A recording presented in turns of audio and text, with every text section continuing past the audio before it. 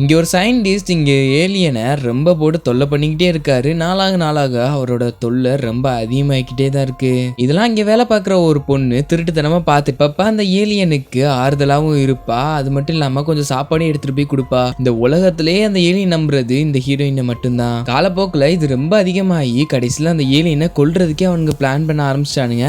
இதெல்லாம் பார்த்துக்கிட்டு இருந்த நம்ம ஹீரோயினும் வேலையா போயிட்டு எல்லா கேமராவையும் ஆஃப் பண்ணிட்டு அப்படியே அழுக்கு தண்ணிக்குள்ள அந்த ஏலியனை வச்சு அவங்க வீட்டுக்கு தூக்கிட்டு வந்துடுறாங்க.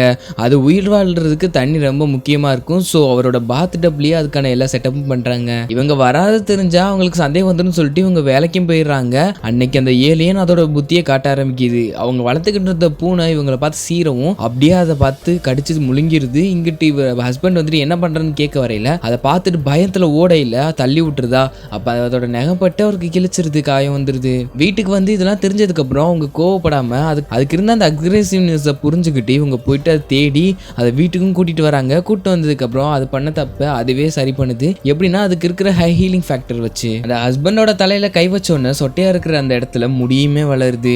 இதை தெரிஞ்சுக்கிட்டு அங்க இருந்த ஏலியனை பிடிச்சவங்க எல்லாம் வந்துடுறானுங்க. வந்ததுக்கு அப்புறம் இங்க எந்த தப்புன்னு சொல்லிட்டு இவங்க போயிட்டு இருக்காங்களா அப்பன்னு பார்த்துட்டு நம்ம ஹீரோயினுக்கும் இதுக்கும் புல்லட் பட்டுரும். ஸோ 2 பேரும் கீழே விழுகுறாங்க. ஆனா 2 பேருமே சாகல. அந்த ஏலியன் அப்படியே நம்ம ஹீரோயினை தண்ணிக்குள்ள இழுத்துட்டு போய் அதுக்கு பவரையும் கொடுக்குது, தண்ணிக்குள்ள வாழ்ற மாதிரி.